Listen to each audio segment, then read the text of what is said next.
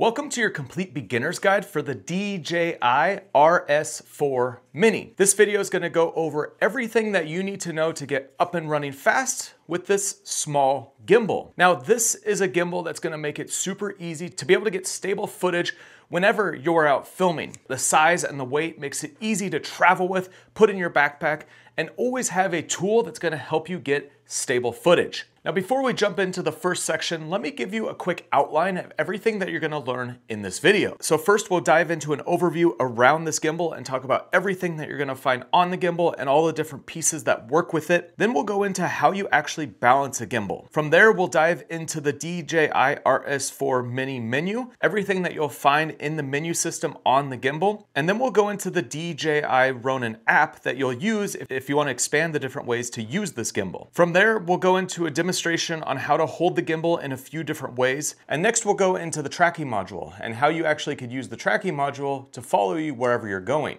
And then I'll show you a few techniques on how to walk with a gimbal to get stable footage. From there, we'll go through all the different modes and how you actually use these to get some creative shots. And at the end of this video, we'll go through 10 different gimbal moves that you could use when you're out filming. So if you're ready, let's get into it. And I just want to say a special thanks to DJI for sponsoring this video.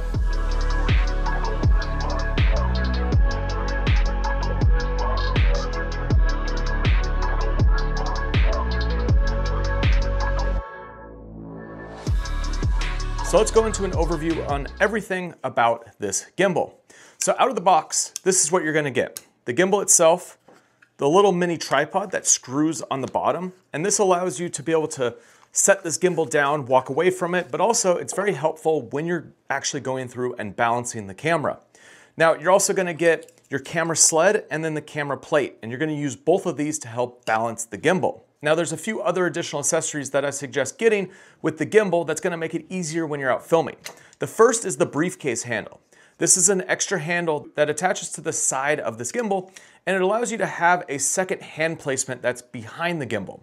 This is gonna be super useful when you're doing any sort of movement to be able to get more stable footage. And also, if you wanna get the gimbal down low to the ground, it's gonna be a lot easier to get low shots with this handle. You can move this in a bunch of different ways to be able to put different angles with this back handle, and it just opens up the flexibility to be able to use this gimbal to get stable shots. Now, I also have the tracking module. This is a little accessory that's gonna allow the gimbal to be able to track you when you're out filming. So if you set the gimbal down and you put your hand up, the gimbal will start tracking you and keep you within the frame. So if you wanna do a walk and talk, say you're out as a solo creator and you wanna walk around a location and have a moving camera, well, this little module is super useful to be able to do that. Also, if you're tracking someone else or you're doing something like vlogging, even holding the gimbal out like this to do a walk and talk, this will always keep you centered or keep your subject right in the part of the frame that you want to keep them. And so later in this video, I'll talk about a whole section on how this works, but this is an additional accessory that you need to get beyond the basic kit. Now, if you're a smartphone creator, there is a smartphone camera sled. And this is gonna replace this other camera sled that comes with the gimbal. And this allows you to put your smartphone in and basically use this gimbal just as if you were using a mirrorless camera. So everything that we're talking about in this video does apply to using smartphones. You just need this additional accessory to be able to hold your smartphone, and it makes it really easy. You just pop your phone in, put it on the gimbal, balance it just like I'm gonna balance a mirrorless camera, and you're good to go. So that's all the accessories that you really need to make this gimbal work. But let's go over everything on the gimbal itself. So essentially what a gimbal is 3 motors that keeps your footage completely stable. So as you move your arm up and down, as you're walking, as you're moving around, these 3 motors work in unison to be able to keep your camera completely stable. And you'll see on the gimbal, you have your 3 motors. One that controls your tilt up and down, one that controls your tilt left to right, so keeping your horizon level, and then one on the gimbal itself that controls your rotation. Now on the gimbal itself, you have 3 different locks, and one is for each motor.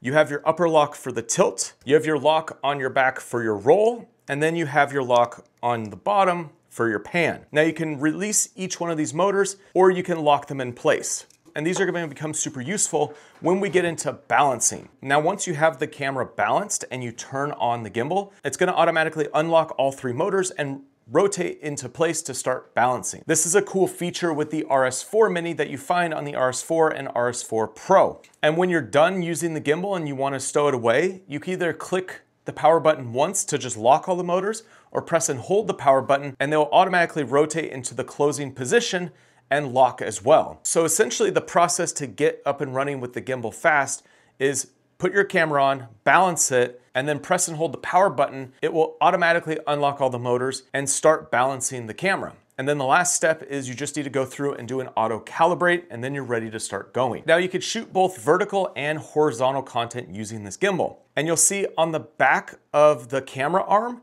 there is a little lever. So you'll loosen it by rotating towards the unlock and then press and hold and pull on this arm to release it. Now this arm is free and you'll see that there is a little slot in the bottom of it to put it in the vertical mode. So you just press in, let it hear it click, rotate this lever in the back towards the lock, make sure it's tight, and you're good to go. So that is the only change you need to make to go from horizontal to vertical content. Just make sure that this back lever is locked before you're out filming so that this camera plate doesn't get bumped and accidentally fall off. And so I'm gonna put it in the horizontal mode to get it all set up. Now on the camera sled, you'll see that there's these little grooves on the bottom. So to put this camera sled into the gimbal, you're gonna put it in backwards. So the part with the lever on the back faces towards you. This is where the camera goes. And you're gonna use the camera plate, attach it to your camera, put it into the sled, and then put the sled in backwards to get it all set up. And there's a little dial on the left to push the sled forwards and backwards. This is gonna be super useful when we get to the section about balancing because you're able to do micro adjustments using this little dial on the side of this camera sled. Now with each arm, there's a lever to loosen and tighten. So for this camera sled, you'll see this one is right on the side next to this dial. And so once you would have your camera sled in the proper spot, you're gonna pull this arm back to lock it, and you'll see that the arm is now sticking out, and the sled's not gonna move any direction. And the same thing with the camera plate that goes on your camera. This little camera plate can be put on your camera either direction. And you'll see that there's this piece that basically holds against the front end of your camera. And you could rotate this to either side of this camera plate. So what you'll wanna do is put this on your camera, tighten it on, and you'll see on the bottom of the camera plate, there's these 3 different grooves.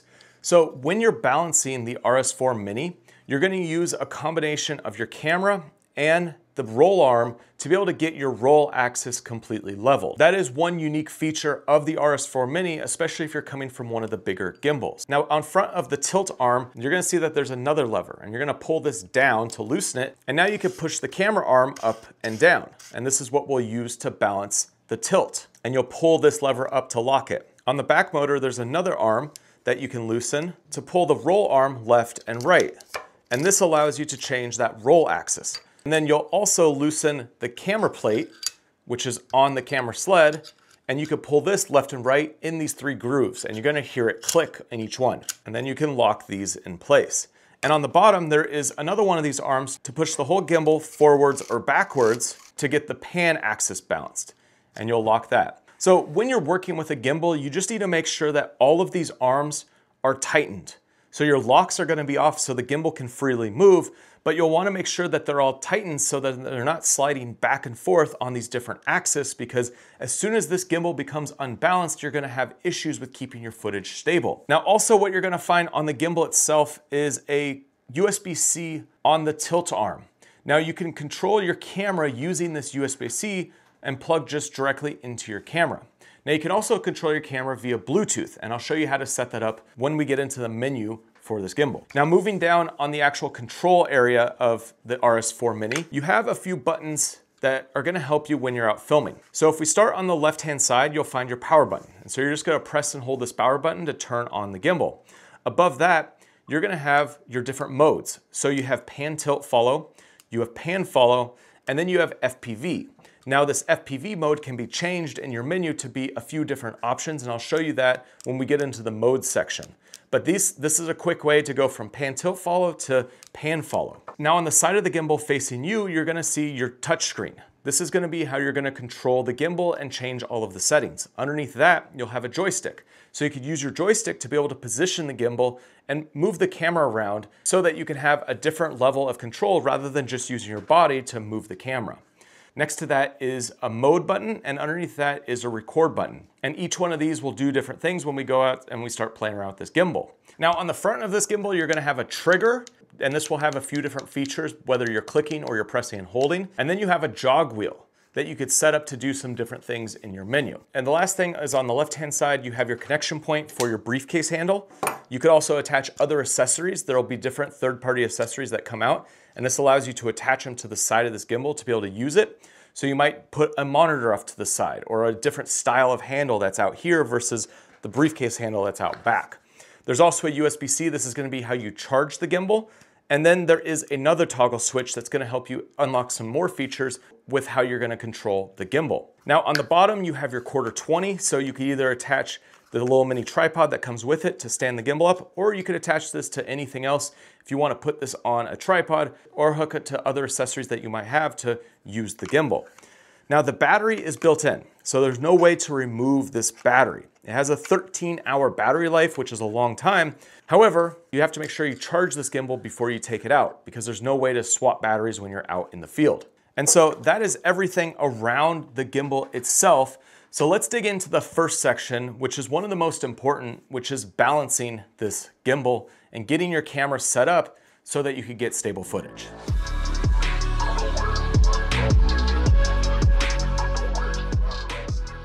This section is all about how you balance your gimbal. And so the camera that I'm gonna be balancing is the Sony ZV-E1, and we're gonna use the 16-25 f2.8. I think this is a solid combo to work with this gimbal, and any camera lens combo that's smaller, more compact is really gonna work well on this gimbal.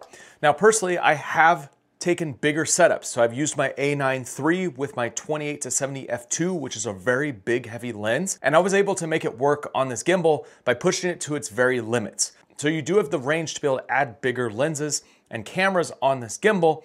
However, it is best suited with smaller compact setups. And at the end of this section, we'll also go through and show you how to balance using a phone. It's the exact same method. However, you're gonna use a different camera plate that holds the phone. The first thing you wanna do is just get your camera set up how you're gonna use it. So you'll wanna put your battery in the camera. You'll wanna put the lens on your camera. You'll wanna put your memory card in because all the weight actually affects the balancing when you go through and balance out the gimbal. And so even if you have ND filters that you're gonna put on front of the camera, you wanna make sure you do that before you go through and balance. Now what you'll do is take off the camera sled. There's a little button right here on the front, allows it to be fully taken off once it's loosened. It's just a little safety clip. And now you'll also wanna take off the camera plate. So you'll release the camera plate and push the button on the back of the camera sled to release the camera plate left or right. It goes out either way. Now with this camera plate, you have this section on the front, that's where your camera goes. So we'll put this on the camera and we'll line this up with the Q20 on the bottom of my camera. And before it's fully tightened, I just wanna make sure it's straightened out, and I take this lever and push it back so that it sits flush with the camera. This way, the camera plate can't rotate left or right, and then I'll tighten down. So you wanna make sure this is straight, you wanna make sure that this little slide is against the camera, and now when it's on the gimbal, it's not gonna twist around, it won't come loose. And you just wanna make sure to get this super tight. Now you'll put the camera plate onto the camera sled by pushing in. And to start, we'll just put it right in the center groove. And then I'm gonna lock the back attachment so that the camera plate is on this camera sled and it's not gonna be moving off. All right, so I have my gimbal set up with all three arms in the ready to go position. You get out of the box, it's gonna be folded up like this. And also when you're traveling with it, you'll keep it like this. But you'll wanna loosen all these arms and put them into place ready to start balancing and then relock. And you'll feel that there's a spot where they lock in and they don't move. Now what you'll do is you'll take your camera to where the camera sled goes and push it back until you hear a click.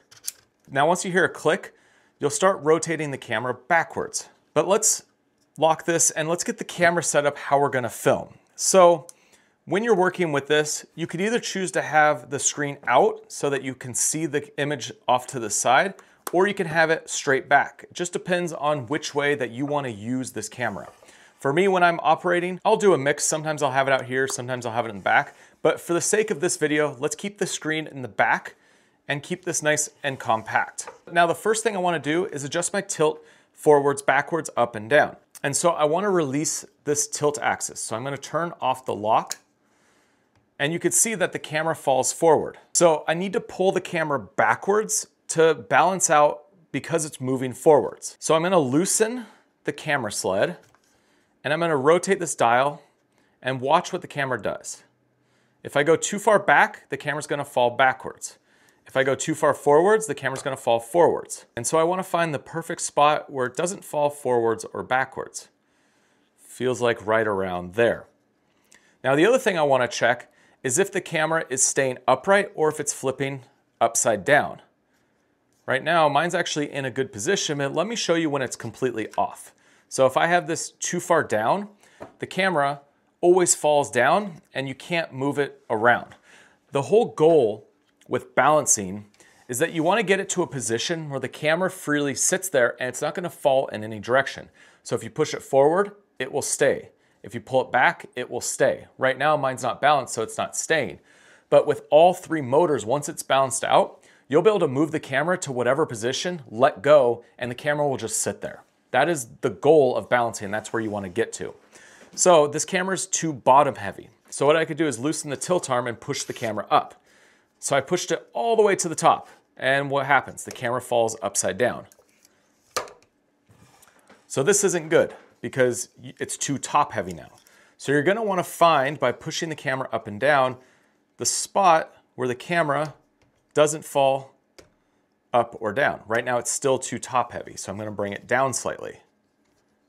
And there's little markings on each arm so that once you figure out the best position with this camera lens combo, you could always go back to those markings and have a good place to start from.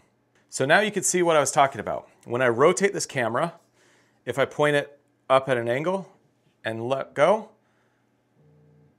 it's a little too top heavy. So we are right on the edge. So I'm going to bring it down just a hair, and you're really going to have to make micro adjustments when you get to this point. So now I push it up, it doesn't move. Push it down, it doesn't move. Rotate it up, doesn't move. All right, so this tilt arm is completely balanced. Now to make it easy, I can lock this tilt arm, and now we're just going to work on the roll arm. So I'll unlock this arm, it's here on the back, and I let go, and it falls this way. So that means I need to push the camera this way. So there's two ways to do this. I could either loosen the roll arm and push the whole camera and tilt motor to the left, or I could slide the camera on the sled because we're in that middle groove. So first, let's move the camera one slot to the right and lock the camera. So now the camera's a little bit further from that tilt motor, and now it's falling that way. Now I could use this back arm because it's right here now in the center to slide it a little bit left and right. I'm going to slide it this way because it's falling this way. So now when I pull up this way, the camera goes back to center.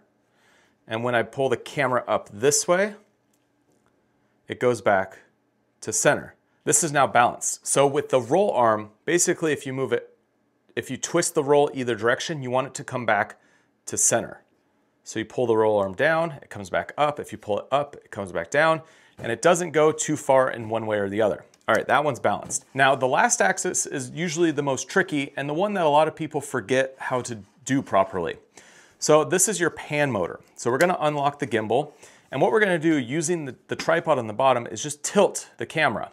And you can see that the camera is falling and it's moving in one direction. I should be able to freely rotate this and it not go back to one direction, kind of like the tilt motor. So this is pulling too far forwards when I tilt it, so I need to slide the entire gimbal back. So I'm going to loosen this arm and pull it back. Right now I'm at 2, so I'm going to go to 1.5 and do that same thing. And it looks like I need to pull it back even further. So I'm going to pull it back to 1. So I'm just using the markings on the gimbal so I have a reference point. So now when I do this, I'm at 1. It looks like just slightly it's still pulling forward. So I'm going to slide it back. It's pretty close. Let's see. If I put, basically with this motor at this angle, no matter where I put it, you don't want the camera to move. So you don't want it to fall backwards or forwards.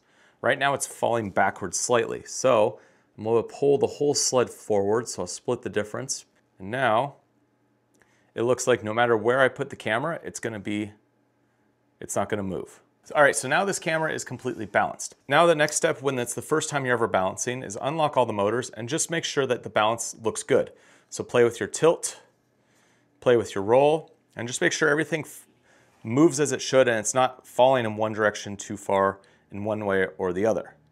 Ideally, you want to be able to just move the camera to one spot and hold it, except for that roll motor, which is always going to come back to level. All right, so now everything's set up. You can go ahead and lock the motors if you want, or you could just power it on with them unlocked. So I locked them all up. Now I'm going to press and hold the power button until you hear the sound of the gimbal. It's going to unlock all the motors, and now it's working. However, you're not ready to go just yet. So in the upper left-hand corner, there is your gimbal calibration. So you're going to press this, it's your auto tune, and you'll click start calibration. Now, the gimbal's going to go through and start calibrating each of the motors. It takes a few seconds to do this, so just make sure it's on a hard surface like a table or a ledge or on the ground, and just let it go through its motion without touching it. You'll see that there is a percentage here, and it will tell you how far in the process it's going. Right now it's at 70%, and you'll see it kind of jiggles with each motor because it's testing the limits of how much power it needs to send to each motor to keep the gimbal completely stable. Now, when you hit 100%, you'll get a green check mark and it'll say confirm. If your gimbal is not balanced properly with any of the motors, it won't go through the calibration properly and it will fail. And so if you ever get that failed screen, you want to go through and make sure that every one of your motors is still balanced properly. Now, when I pick up the gimbal, it's going to be completely balanced and I can move it and start operating with it.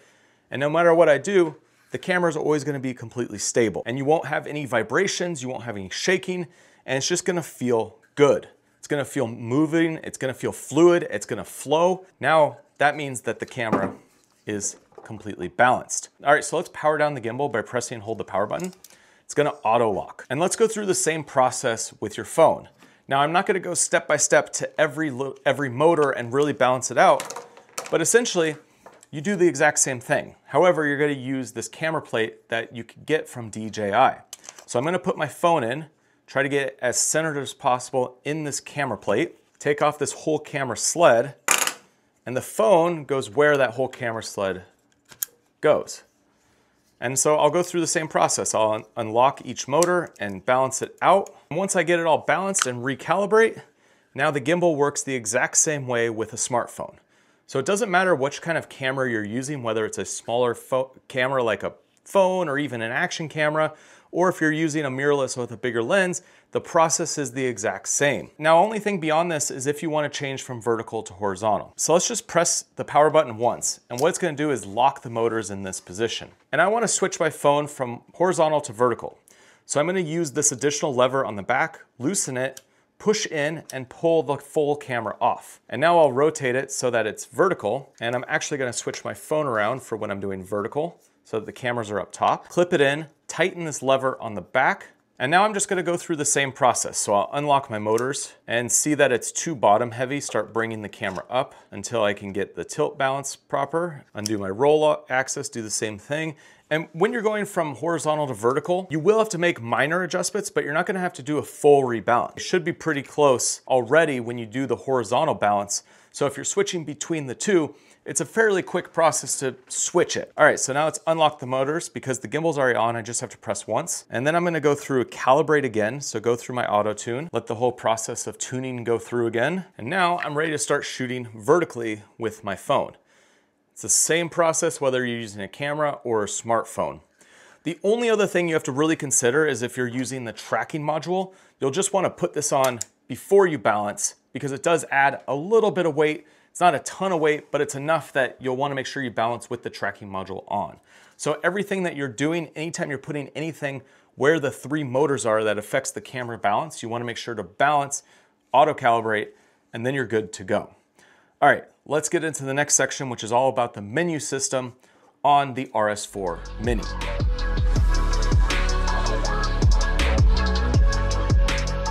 On this section, we're going to dig into the menus and how you actually control this gimbal and all the features that you have on the gimbal itself. So you can see I have a second camera right here so we could go through this together and I could tell you what every button does.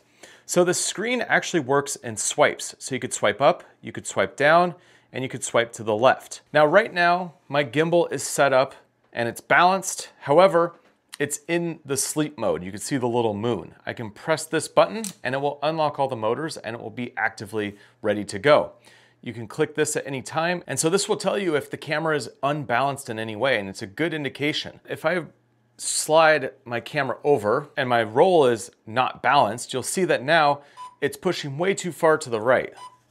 So I could slide it back, still a little bit, and right there, now you'll see no green, no red, no nothing. That means the camera is perfectly balanced. So just a verification to know that your balance is done properly is you can go to the screen, once the gimbal is turned on, click the little camera icon that's green, yours might be red if it's unbalanced, and this will tell you if any of the motors are unbalanced and which direction they're unbalanced in. Now, I didn't show you this in the last section because I really want you to learn how to balance without relying on this screen to be able to tell you if something's balanced or not, because you should be able to go through and balance this gimbal without ever having to turn on the gimbal. And it's gonna make the whole process so much easier. If you go through and balance the gimbal, turn it on, it's balanced, and you're just ready to go. Now, as soon as you turn on the gimbal and you're balanced for the first time, you'll click this button in the upper left-hand corner, which goes to your auto tune, and you'll click calibration. And you can see it's just going through and doing the auto calibration now. We had the phone on here in the last section, so I've just added the camera back on, and I've also added in the tracking module so that now I had to rebalance it, and I need to go through and auto tune it so that we could keep moving forward in this video. All right, so everything is calibrated properly. We'll go back to this main home screen.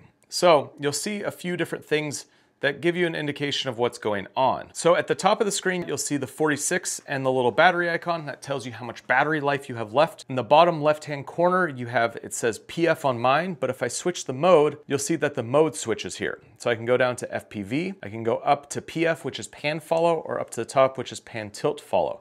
And you'll see that the icon switches to kind of give you an indication of what that mode does. Now, if we go down to FPV mode and tap on FPV, you could see that now it's opened up some different options for my motors. So I could have it in FPV mode. I could switch it to 360 spin roll. That's where you create a spinning shot. Or you could go to custom.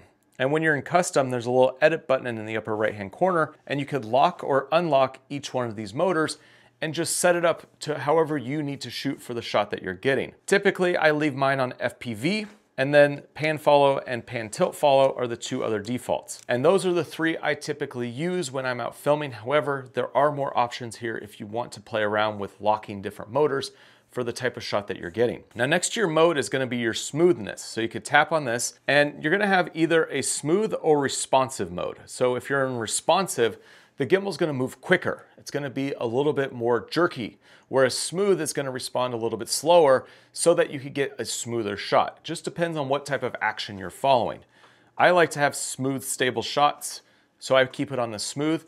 And there's different follow speeds. So this is how fast the motors respond. So if you turn and the camera's following you, you could have it be slow, so it takes a little bit of time to follow you. You could have it be medium, or you could have it be fast. These are three different modes that DJI has set up for you. Or you could just customize it. So you could go into your custom, hit the edit button in the upper right-hand corner, and you could go from 0 to 100. So if we go back and you're in FPV mode, if I switch up to, say, pan follow, you'll see that the smooth here changes. So each one of these modes, you could have a different smoothness and a different responsiveness. So I have mine set up to 15, so mine moves a lot slower. So it feathers in and out of the shots, and it takes a little bit of time to follow any of my actions. This way, if I'm operating the gimbal, if I make some little jerky movements, it's not gonna immediately respond to that. So I can keep my shot much smoother when I'm filming. Now let's swipe down. This is gonna be our deeper menu, and you can see that there are a few different buttons here. The upper left-hand corner is your display. So you could have an auto lock display, and you could set how long until your display automatically locks, and you can have your brightness when it locks. So you could turn it up or down. Next to that is your Bluetooth. So you can have a camera connection or you can connect to your phone, and we'll go through that in a second. In the bottom left-hand corner, you have whether you want the gimbal to make beeps or not, so you can turn this on or off. You can have silent mode, or you can have the gimbal make sounds when it turns on, turns off, or there's any beeping going on. And then you have your settings. So when we go into our deeper settings, there is a bunch of different modes here that you can change. So at the top, you could disable selfie. So if you triple click the trigger, the gimbal will spin around into a selfie mode. If you don't ever use selfie mode, it's not a mode you're ever gonna use, you can disable it here. So I double click and the gimbal's gonna go back forwards. Now there's an orbit follow mode, which is gonna be smooth if you're doing like an orbit around a specific subject. So if you wanna keep it super smooth, turn this on, it will make it even smoother. Now the next item down is for your auto lock. So when you go into this menu, you can choose what you want the gimbal to do when you're turning it on and off. So when it's on and off, you can fold and lock, you can recenter and lock, or you can do none. So you could change what happens when you turn the gimbal on and off. Now, if you go into sleep mode, that's where you just press the power button once. You can recenter or lock, or you can do none. If you do none, it's gonna turn off the motors, but it's not gonna lock them. So just figure out what you want to have happen when you turn the gimbal on and off. Now the next menu option is for a push mode. If you turn this on to operating the gimbal, basically now I can take the gimbal and push it and the camera will stay where I pushed it. If this is turned off and I push the camera, it's gonna fight me and go back to the position that it was originally in.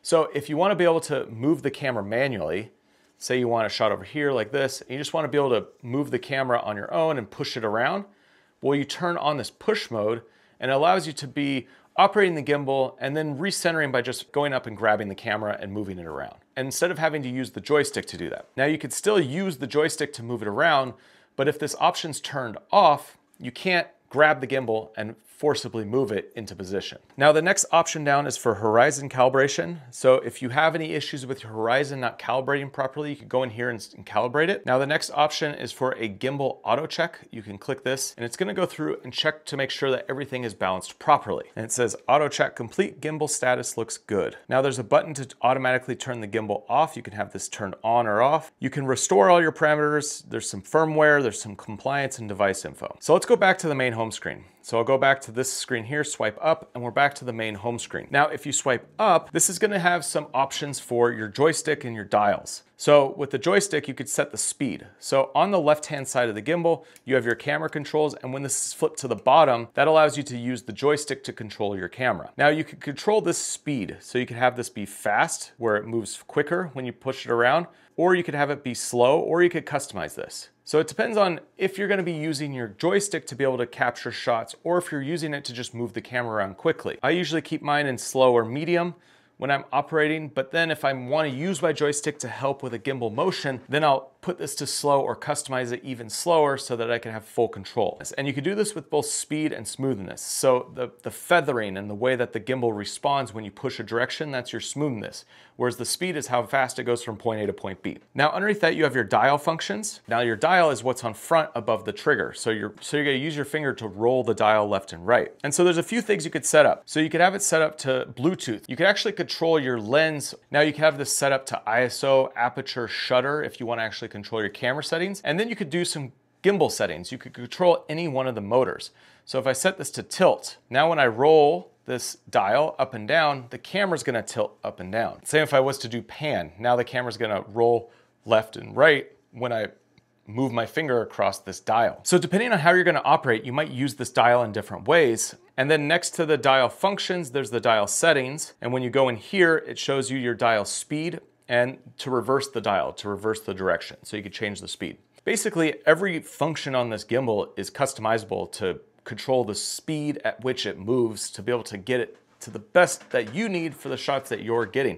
And it really takes practice and really playing with a gimbal to figure out how smooth you need a shot. All right, the last menu that we have is you pull to the left, and this is gonna be everything for your tracking. So there's two different composition modes. You could either keep the current framing or you could center your tracking. So centering, basically the gimbal's always gonna move to center, whereas keeping the current tracking, if you're off to like 1/3 and you start the tracking, the gimbal's gonna keep the camera in that position and always track you even though you're not dead center. Now there's the active track speed, so you could go slow, medium, or fast, and that's how fast it responds as it's tracking you. You have a ring light option, so that's the little light on the tracking camera itself. You'll see that there's a red and a green light. When it's red, it's not tracking. When it's green, it's tracking. And then you have your gesture settings, so you could set up what you wanna do for your start and stop. So you could, right now mine's set up to a hand motion.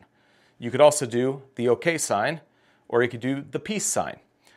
But I'm gonna set mine up to hand so that later in this video when we're doing the tracking, I go like this, it's gonna start tracking me. And then you could have it set up to start, stop capturing. So you could have it start recording on your camera, by just doing the peace sign or one of the other hand gestures. All right, let's set this up with the camera. So I'm gonna turn on my camera and I'm gonna turn on the Bluetooth on my camera. So I'm gonna first go through my menu, make sure my Bluetooth is turned on. And now I'm gonna pull down on the menu, go to my Bluetooth option, click the camera and click confirm. Now it's gonna look for the camera. So I'm gonna click the ZVE1 because that's the one I'm pairing right now. And it's gonna go through the pairing process. Now that the Bluetooth is paired, I could start and stop recording just using the gimbal. So I press on the record button, the camera's gonna start recording. Now you can see this is what I'm recording right now. Now what's also cool is if you flip the camera control into the upper position on the left-hand side, you can control the zoom. I could either control the power zoom lens or I could control the clear image zoom. So you can see I'm zooming in and out with my clear image zoom using the joystick on the gimbal. So pairing using your Bluetooth opens up a lot of flexibility to be able to use this gimbal and control your camera, as well as controlling everything about how the camera moves to be able to get stable footage. Now the last section before we actually go outside and really show you how to use this to get stable footage is the DJI Ronin app. So this is gonna expand the flexibility of what you can do with this gimbal and just opens up more potential. So you can see I've downloaded the DJI Ronin app and this is the main home screen. So at the top you'll tap this and you'll see all the different gimbals that this app can work with. So we're gonna tap DJI RS4 Mini, hit connect, and you'll see when the gimbal's all turned on, it will show up on the device list. So we'll tap the device and you'll see a pair pop up on both the gimbal and the phone. You'll wanna click both of them and then you'll be connected. Now the first thing you wanna look for when you connect with your phone is if there's a firmware update available. This is gonna be how you actually update this gimbal if there are new features or bugs that DJI is fixing. And you can see right here, I actually have a new firmware version. So I'm gonna click update and it's gonna go through and it's gonna tell me what's new. And so I'll go through and hit update now. And so it's gonna go through the process of updating the gimbal and this might take a few minutes. And when the update's done, the gimbal will turn back on and be ready to go. And it looks like with that update, the little icon in the upper left-hand corner has now changed from a circle to a little camera icon that shows that the active track is installed. And also there is an icon that shows that there is a Bluetooth that is connected. That's with a phone because it's connected to the phone. All right, so let me show you this app. So there, you could control everything about your gimbal in the app, but it also opens up some extra flexibility. So I could put the gimbal to sleep. It's gonna go into sleep mode, or I can wake the gimbal up and it will turn back on. Now the three lines in the upper hand corner is just some info about the gimbal and about your account here on the app. In the upper right hand corner, you have some tutorials. This will go into DJI's database on how to use different things like the gimbals, and there's even a complete beginner's guide for the RS4 Mini if you want to go through DJI's guides as well. Up above that, you see your battery percentage and it shows you what mode you're in. So right now I'm in pan follow. If I switch this, you'll see it switches to pan tilt follow. Now there's a big button underneath the RS4 Mini that says create. So when you click on this, here's the extra features that you have with the gimbal. So you have your virtual joystick. This means that I can control the gimbal using my phone. And so now I could set this down, walk away from it, and actually control what the gimbal is doing with the joystick on the screen. And I can actually start, stop recording and everything from here.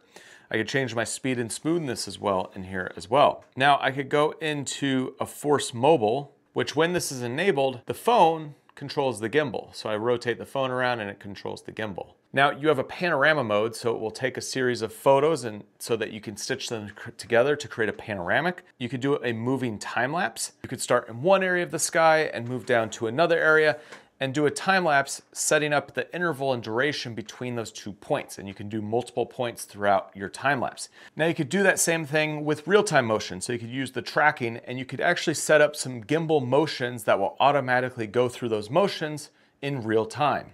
And then the last section is for gaming controllers, so you could set up a gaming controller to actually control the gimbal. Now let's set up a track just so you could quickly see how this works. So I'm gonna put the camera into one position. It's gonna be pointed up over here. So we're gonna start up at the YouTube award up there. I'm gonna click the plus icon on that spot. And then I'm gonna come down to where you are right here, and that will be point number 2. So I have 2 waypoints, and you could say how much time you want to be here before you move. So I have it for 2 seconds.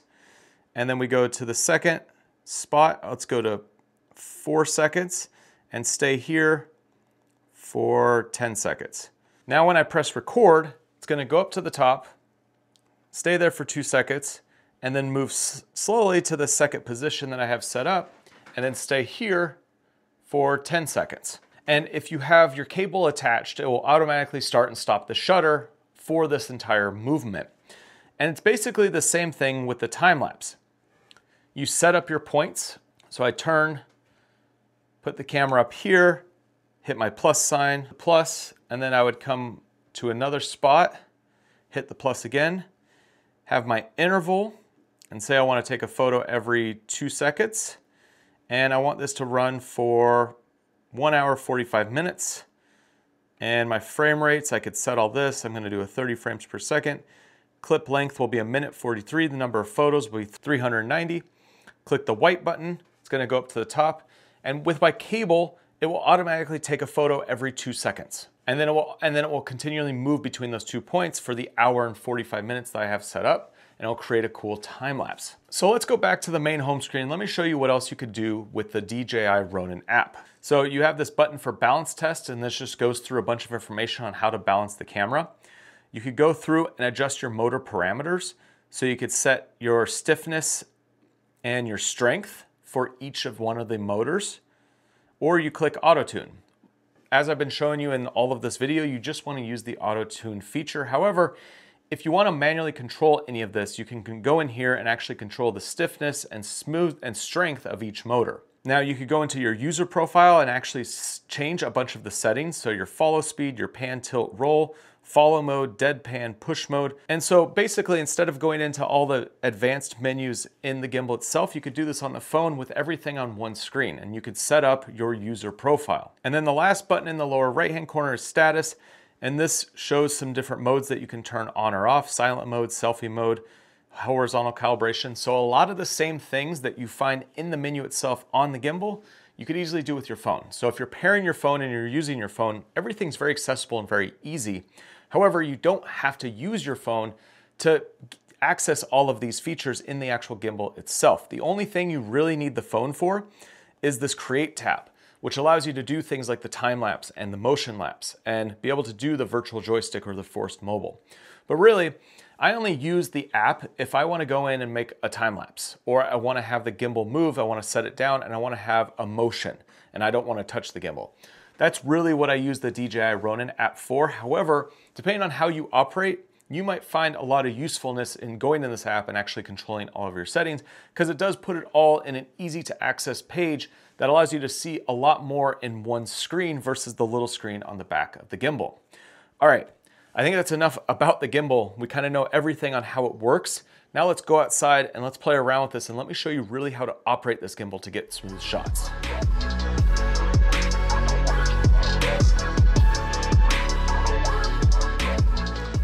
All right, it's nice to be outside. So, gimbal set up, we're ready to go. Now the only other thing I would add would be the back handle attachment. So it just attaches on the left-hand side on this NATO rail. You wanna make sure that there's a little lip on it, and that's on the bottom, and then you wanna tighten up. Now this back handle can rotate from being down here as a two-handle design like this. It could be out here, or it could be up here, so that you could have this kind of upper handle that's backed by the top motor. This is the position I personally like working in. So it has this kind of two angle, one up top and one down below, and then I could control the gimbal much better.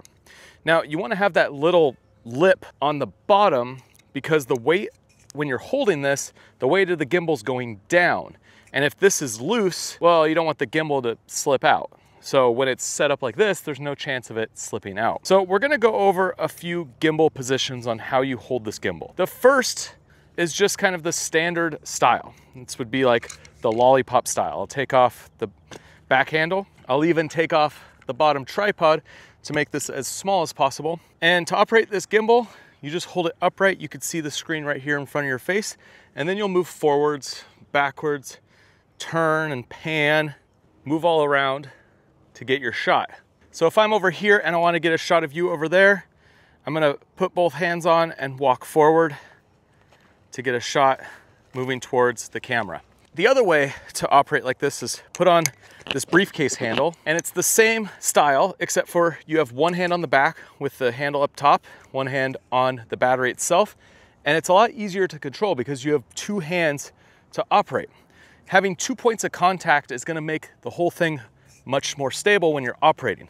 So whether you're moving around, sliding around, forwards, backwards, walking with your subject, whatever you're doing, having the two hands gives you 2 points of contact. Now, I personally love adding the tripod and just keeping it on at all times. It obviously makes the whole setup a little bit bigger, so if you don't want as big of a setup, you won't use this, but you can put your hand on the tripod, the back hand on the briefcase handle, and now you have even further points of contact on this gimbal, and it's a lot easier to manipulate because your hands are spread out further and you're able to just control it much better. So if we're coming over here again, and let's say I want to do an orbit shot of you over there, I could start here, start working my way across, and I could create an orbit shot, giving me a nice stable shot. 2 points of contact gives my hands further apart. It's just more of a stable way to operate a gimbal. So that's how you're mainly going to be operating a gimbal. A lot of times when you're walking through a scene or you're really just trying to get a stable shot, the easiest way is right here. Now, the next way to operate this gimbal is kind of in the flashlight mode.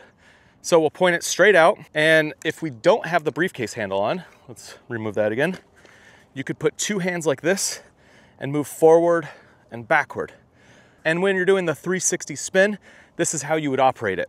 Now, to make this mode easier, you would use the briefcase handle. So this is why I say this accessory is such an important one to use with your gimbal, because when you're in the flashlight mode, you can have one hand on top, one on your tripod, and now it's a lot easier to move forward, backwards, move around, and you could operate without bending your wrists in a weird way if they're, on this.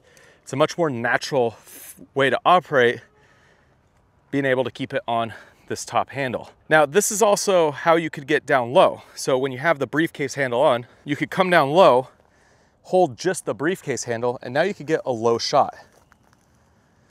You're still in the flashlight mode, but you're using the briefcase handle to get down low, be able to do a low shot. So, facing you there, if I wanted to come towards the camera, I'm gonna keep it low and just walk. And now you get a lot of foreground with the ground because I'm super close to it. And it's easy to switch. Naturally, the camera will just stay where you want it to when you're in the pan follow mode. So basically I'm in PF mode, pan follow. So what that means is when I go up and down, the camera's not gonna tilt. That's how I'm able to switch between these different modes, and the camera is still staying straight. The only thing that's moving with me is the pan. So it's gonna follow where I pan to. If you're in something like pan tilt follow and you're holding it like this and you go down to flashlight mode, well, the camera's gonna tilt down with you. So really switching between the modes where it's up top, flashlight, and then ultimately underslung mode, you wanna have it in the pan follow so it keeps that camera straight out whenever you're moving the gimbal. So let's take off the briefcase handle and let's go into underslung mode. So you could flip the gimbal completely upside down and operate like this. So if you wanted to get super low to the ground and hold up high here, you could operate this gimbal upside down. And depending on what camera and lens you have on this, you won't see that front motor in front of the lens. You can see it gets pretty close, but even with a 16mm, it's far enough back that you're not seeing that in your shot. And you actually have enough clearance here where you can pan, and the motor's only gonna get in it if you come this far forward. So you just have to watch that motor. So that's one limitation when you are shooting in this underslung mode. However, it does give you the ability to shoot with the gimbal upside down. And the gimbal operates the same no matter which way you're holding it. As you're moving, the gimbal's gonna follow. Let's put the camera straight out in front. If I want to move the camera to the right, I could either twist the gimbal with my wrists and it's gonna pan to the right, or I could keep my body in line with my wrists and move my entire body to shift from straightforward and panning. Now, if we switch it over to pan tilt follow, it's the same thing except for it also acts on your tilt axis. So if I tilt my wrist forward, the camera's also gonna follow my wrist action, moving it forward. And if I tilt my wrist back, the camera's gonna follow as well.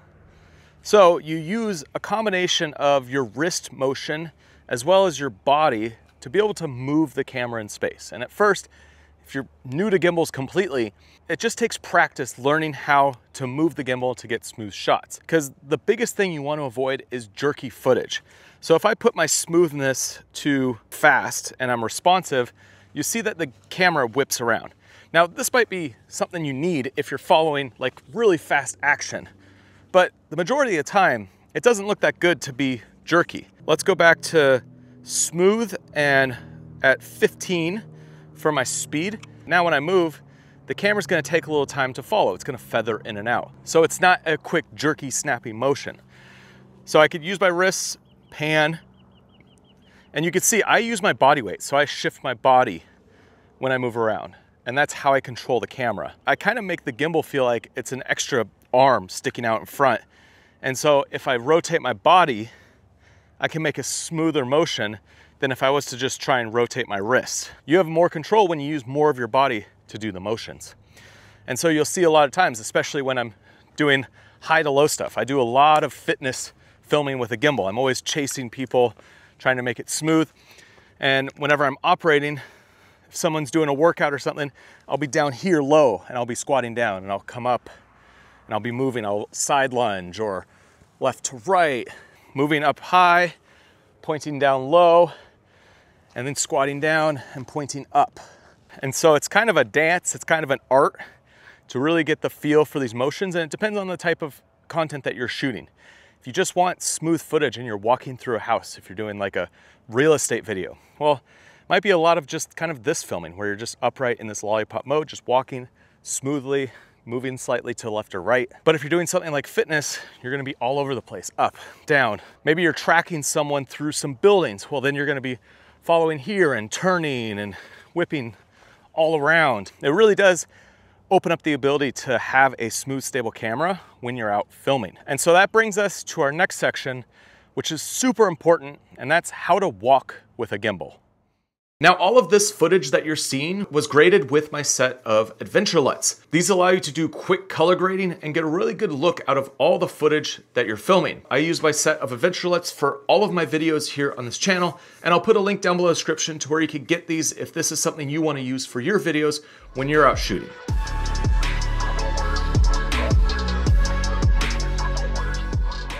So the way you hold your gimbal and your body positions are very important. However, one of the main things to getting good footage is walking.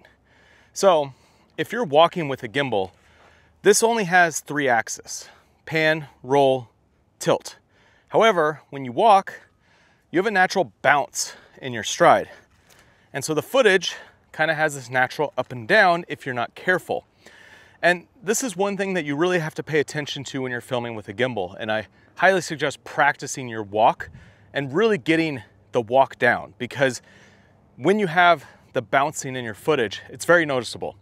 And that's the one thing that's gonna make your gimbal footage just not look the best. You'll have jerkiness, but also bouncing in your footage. So when you're operating with a gimbal, you have to be very careful with the way that you walk so that you can try to keep this camera on the same plane of axis the entire time. You don't want a wave going up and down. So when you're just walking normally and you hold it up, you know, if you actually look at the camera movement, it is going up and down slightly. It's not completely stable. Now there's a couple ways that you can walk to be able to get stable footage, and it's all about sitting a little bit lower, putting more emphasis on making sure your upper body doesn't go up and down, and walking with a stride that keeps your body in that same position. So let me show you 2 ways. So a lot of people will talk about the ninja walk. And so that's where you kind of get down low, you're a little bit hunched over, and you're almost like keeping your upper body completely still. And because you get so low, you're in this more like ninja stance, you can really control your upper body. Now, what I've found over my years of doing gimbal work and shooting full days, operating with an RS4 Pro with monitors and a big ring, that will destroy your back. Like within a few hours, you are toast. And as you get older, it hurts, really hurts. When I was younger, in my early 20s, I would operate like that all day. Big heavy gimbals and moving around and not really focused on my positioning. And yeah, now that I'm in my 30s and I've been doing this for years, when I do that and I don't think about positioning and I'm hunched over, my back is killing me and it sucks. You don't want to hurt yourself and you want to be able to do this day after day. There are some productions where I go 2 weeks straight and I'm doing gimbal every day. You got to take care of your body during that. So let me grab the briefcase handle and put this on. Let's do a different position here. You could do your ninja walk, but just kind of keep your back a little bit straighter. Don't hunch over. And you could walk like this. Now, doing this ninja walk is good. It's gonna keep it super stable. However, you can't do it for super long periods of time. I reserve my ninja walk for when I really need to be cautious, really need to be focused on that perfectly smooth shot, but I'm not going like a massive distance. If I was to walk through a house, I wouldn't walk that way. Your legs would be fried, it wouldn't work very well. So the other way that you can operate a gimbal is put it more in like the lollipop style and almost heel toe. So I'm keeping my back upright. I'm down low a little bit and I'm heel toeing my feet. So I'm being cautious with the way that I walk. And so as I walk towards these bushes, you'll see that it's very stable. Versus if I did that same walk and I'm not thinking about my up and down movement. Now take this a step further, use the briefcase handle, keep that close to you, and now heel toe your feet.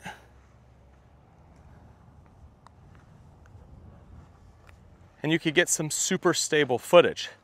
So let me give you a subject here, show you exactly what I'm talking about. You over there, I want to keep you completely centered. So I'm going to stand up and I'm going to heel toe my feet towards you, keeping you in the same part of frame the entire time. Then, because I have a gimbal, I'm going to rotate around,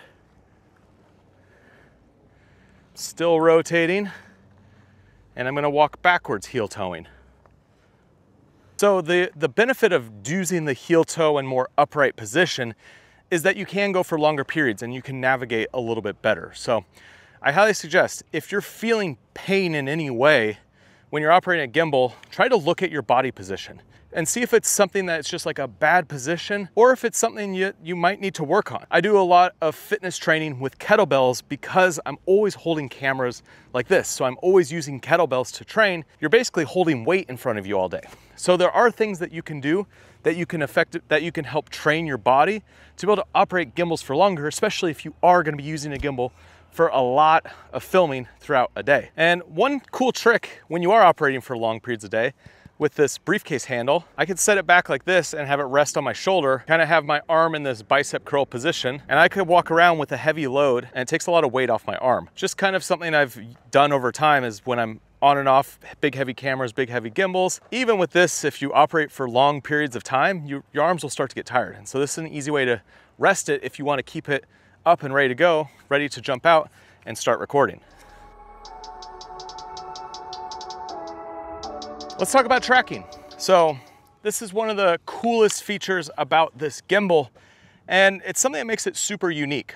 So the tracking module just clips right into your tilt motor. And as soon as you power on the gimbal, you'll see a little red light on the back of the tracking module. And you'll also see there's a red light around the front of it. This means it's ready to start tracking. So there's two ways to be able to operate this. One is by just pressing on the trigger once, and you click it, it's gonna grab the subject in front of camera and it will start tracking them. And this tracks people. So this is only going to be useful when you're tracking people. It's going to grab onto someone's face and lock onto them. Now, the other way is to do the hand gesture. So I have it set up so this will start tracking and this will start and stop recording. So if you're behind camera tracking someone else, you could just press the trigger once and then press record on the gimbal and it will start recording and it will be tracking. Now, if you're gimbaling yourself, well, you could start tracking this way and it will start tracking you. and then you put your hand up again and it stops tracking you. It's as simple as that. Now, in terms of the different modes that you have, really the big difference is speed and composition. So with composition, you could say keep current framing. So right now, let's put me off to say the right third. Now I'm gonna start tracking. Now, as I move, it's gonna keep me in that right third no matter what I do. So this is whether you're in front of camera, I can put this down and walk away, and it's still gonna track me on that side of the camera. Now it's using the camera on the tracking module, it's not using your camera. So you do have to be aware of what's going on in your camera to make sure you have the right lens, the right width, the right position, whatever you have to have set up to be able to get a good shot. But you can see, even as I'm just talking to you here, it's keeping me in that right third, and it's, you know, tilting up because I have it down here on this bench. And it's pretty cool. You could walk a distance away and actually get a good shot. So if you were to do like a walk and talk, you can wander around here, and it's gonna keep tracking me no matter where I go. So I could be talking about this tree, this cool tree that we've been hanging out with up here on top of this mountain. Or I could come down here, show you the view, and no matter where I go in this 360-degree circle, it's gonna keep tracking me on that right side. Now, let's stop the tracking, put my hand up, and let's say keep a center track. So I've enabled that, and I'm gonna be off to the side here. I'll start the tracking, and you can see it centers me, and it puts me dead center. One thing you'll notice though about the center tracking is that it's tracking my face center. So this might not be the best if you're tracking a person and you don't want all this headroom. You can see when I have this set up, I now have this shot that has a lot of headroom because it's keeping my head dead center of this little camera. So this actually might be a good setting for vlogging, so it just always keeps you centered and it keeps your face fully centered. But personally, I like to use the keep current framing because then I could set up the shot I want, put less headroom, maybe put me off one side or the other, and then start tracking. And then I always have a good shot, and I know I'm getting the shot that I want, and it's not forcing me to go into like the middle of the frame. So with tracking, that's really it. Whether you're tracking yourself or you're tracking someone on the other side, it kind of works the same. And it's very easy to use. It works, it tracks the subject, you could get a distance away. Looks good. It's something you're gonna have to play around with, figure out the limitations for the type of scene that you shoot and the type of subjects that you work with, and to see if it's a feature that might be useful for you. All right, so in this section, we're gonna go through 10 different gimbal moves that you can use when you're out filming. And we're just gonna use this tree and this view as a place to try out some of these gimbal moves. And you could use these with a subject, you could use these with a location you go to. It really depends on the type of content you're shooting. I use gimbals for so many different things, but when it comes down to it, I'm thinking through these kind of gimbal moves when I'm operating to try to get better shots that actually have a beginning, middle, and an end. And that's something you want to think about.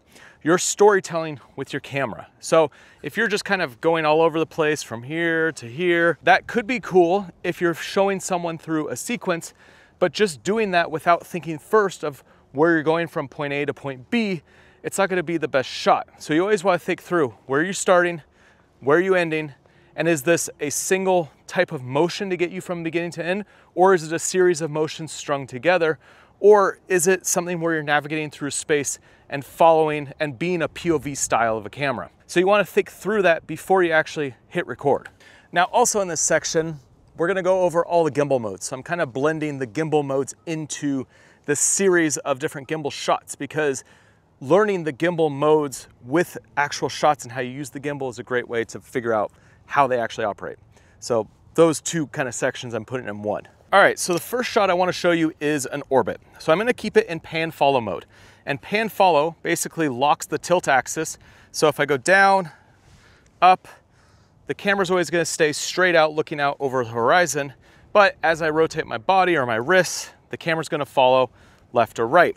So to do an orbit, I want to start here and I want to move in an arc.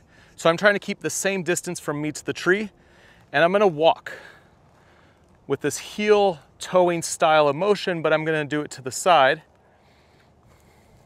And I'm taking a little bit bigger strides with my feet than a straight heel to toe, but it's basically sitting down a little bit lower and putting the weight on my legs to do the work to keep my body completely stable.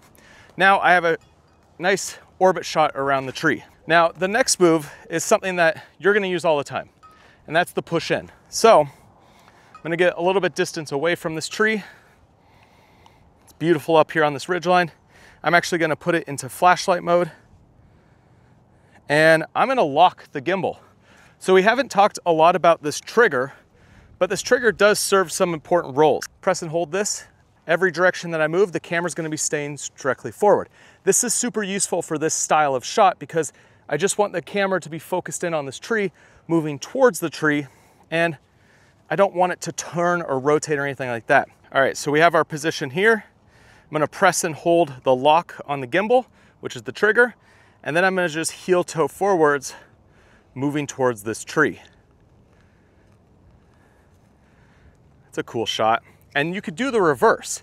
So if you're close in on a subject, say you're super close in, can't really tell what it is, well then you can work your way backwards and reveal the tree. And I'm doing the same motion, just forward or backwards. I'm holding the lock, heel toeing my feet, trying to keep a little low. You could also do like the ninja walk if that feels better for you, where you're down low.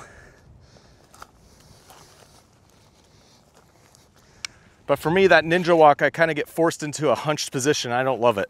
All right, let's do a different style shot. So I'm gonna switch it to pan, tilt, follow, and I'm gonna take off this backpack. It's a good idea to do that.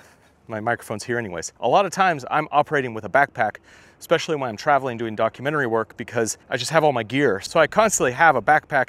It almost kind of counterbalances the weight out front, but don't need to hold all that weight all the time. So I'm gonna put it into pan, tilt, follow. So now the camera's horizon is gonna stay balanced, but if I push forward, the camera will tilt down, and if I pull up, the camera will tilt up, and it will pan the same as in the pan follow mode. So let's do a reveal. We're gonna use that same shot that we just had. I'm gonna start down low. So the shot starts down here. Well, you can't see what's going on, it's just the ground. Now I'm gonna walk forward and tilt up at the same time using my arm position, and it's gonna reveal this tree. If I get it just right, you'll see that sun flaring. You can use the pan tilt follow for that kind of a shot, or you could do a custom shot where you lock the pan and your tilt is the only one that's following you. To make it easy when I'm operating, I just use the pan tilt follow and I try not to rotate left or right. However, if you are seeing some motion left or right on a move like that, you could use that custom mode, lock your pan so that the tilt's the only thing that's following you. Now let's use both the pan and the tilt follow. So I'm gonna start way up in the sky. You're up here, it's all blue, you don't see anything. And I'm gonna rotate, panning and also tilting down to reveal this bench and tree. And I also added a slight walk backwards. You could use your pan and your tilt follow in unison to create these kind of arcing, sweeping motions. Add in some forward, backward motion depending on what's going on with your scene, and you have to react to the world that you're in. Sometimes you just have to make micro adjustments to make the shot look that much better. Now let's do another easy shot, but using a different part of your gimbal. We're up here, we have this beautiful view. I'm gonna double press the trigger. That's gonna bring the camera back up to center. So at any point, if your camera's up to the side and it's not facing forward like you want it to, you double press the trigger, it's gonna snap back right out to the horizon. I'm gonna switch it back to pan follow, and I'm gonna go to my joystick speed and I'm gonna slow it down. I'm gonna do custom. We're gonna knock this down. Let's do like 13. So now what I wanna do is just a pan. So I'm gonna start the shot over here and I'm just gonna pull the joystick to the left while holding the rest of my body completely stable. And you can see that now that I have the joystick down low to a 13, it moves super slow. Using the joystick, you can stay in one spot and just create these nice pans up, down, left, right, even starting down low like an arc, like starting down here where you are, going up and to the right. And because it's so slow, it takes a minute, but it will reveal this scene over here with the bench. So don't forget that you could change your speeds and play around with it. And it's not that hard to switch when you're out filming. So I'm gonna switch it back to medium because I'm not using it for the next shot. Now I can move my joystick around and be able to reposition my camera very easily. Now I can also double press my trigger and it goes back to level. So how many shots was that? 5? I think we've done 5. So let's do a few more shots. Let's use some of these other modes. FPV is really fun. Now it's not something you're gonna use all the time, but I have found with a lot of my client work, when I'm doing a lot of action with fitness, I find myself going to FPV all the time because creating some roll where the camera dips left and right looks really good. So we're just gonna do it with this tree, but basically all your motors are unlocked. So your tilt motor is gonna go up and down, your roll motor is gonna go left and right, but also if you swing your arms like this, the camera's gonna follow because your roll axis is now unlocked. So it creates this dipping, almost like an FPV drone, where you could fly and make these dips left and right. And so a lot of times I'll do moves like this, where I'm like up high, and then I bend down, coming down and sweeping to the ground. It just gives you a lot of freedom to really play with the rotation and create some interesting shots. So let's make a shot here. We're gonna start kind of crooked, kind of up in the sky here with the sun, and I'm gonna swoop down. So I'm gonna come down following my tilt and roll and land right here on this bench.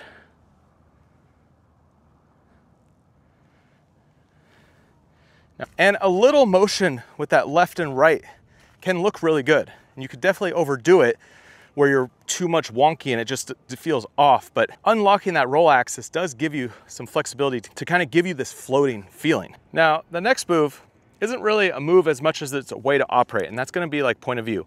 So you'd either use the pan tilt follow or the FPV mode, and you want it to feel like you're a person walking around. So you might switch this over to being more responsive and a little bit faster.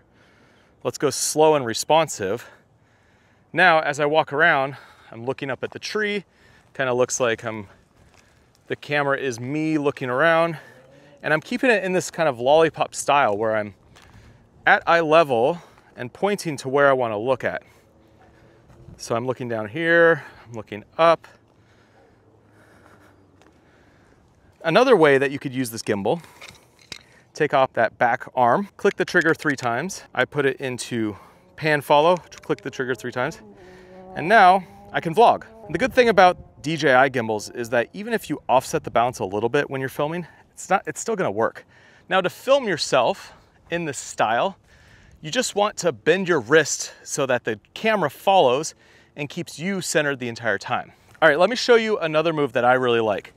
And this is one of my favorite shots. And so to do this, it's kind of following a subject on the side. And basically we're gonna move from left to right, and we're gonna lock the gimbal facing out that way. If there was a subject here, we'd be moving with them at the same pace. And I like to do this down low. I have it in the underslung mode because I'm holding the trigger to lock it, and it's easier to hold it in this position. So we're facing out, and then I'm gonna walk slowly and track from left to right. And if there was a subject in the frame, I'd be following them as they move. Now, if you are gonna be shooting in more of a flow style, so you don't have specific shots that you're trying to capture, you just wanna be smooth with your transitions. So let's do one of these shots. All right, so let's face this way, and I'm gonna use this kind of scene over here to do one of these shots. So I'm gonna put it into pan follow mode. My idea with this shot is I kind of want to explore this space, but I don't have any specific ways that I want to walk through it. So let's do this together. Let me get my handle because it's going to be easier. When I'm doing these kind of shots where I'm moving all around places, I like to have the back handle so I can have the 2 hands. Look, here we go. All right, so I'm going to switch to pan tilt follow. And let's start here. So we'll start in this position. Now I'm going to walk forward. So it's like one of those shots I showed you earlier. But now I want to look up at the tree, see that sun flaring in, and then I'm going to come down lower to this tree here, go past it over to the bench, looking down on the bench, and then coming up to reveal the scene. Now, that wasn't perfect, but you get the sense where you could start to use these moves and combine them together and figure out how to flow through a scene to make it feel more dynamic. So that's a bunch of different shot ideas and just ways to use the different modes in this gimbal. And really it comes down to practice. All right, so now I've switched over to vlog mode. I am tracking myself. And I just wanna say thanks for hanging out till the end of this video. Make sure you head over to the Creator Film School if you wanna check out some of my LUTs that I use for color grading all of my footage. And also on the Creator Film School, I have a ton of courses that will teach you how to be a creator. And if you wanna work with me, you wanna get feedback, you wanna have conversations, I have a whole community built into the Creator Film School where I'm on there chatting every day. So if you want more direct access and you wanna also courses without all the distractions that you get on YouTube, well, check out the Creator Film School. I have courses on how to grow your channel, how to make adventure videos, and just everything that goes through the whole process of being a successful creator. And I highly suggest after watching this video, check out this playlist of gimbal moves. It's gonna give you a ton of ideas. And even if it's a different style of gimbal, a different camera, doesn't matter. The gimbal moves will be the same no matter what gimbal you work with. And it'll just give you a ton of ideas of what to shoot when you're out filming. And so I'll see you over there.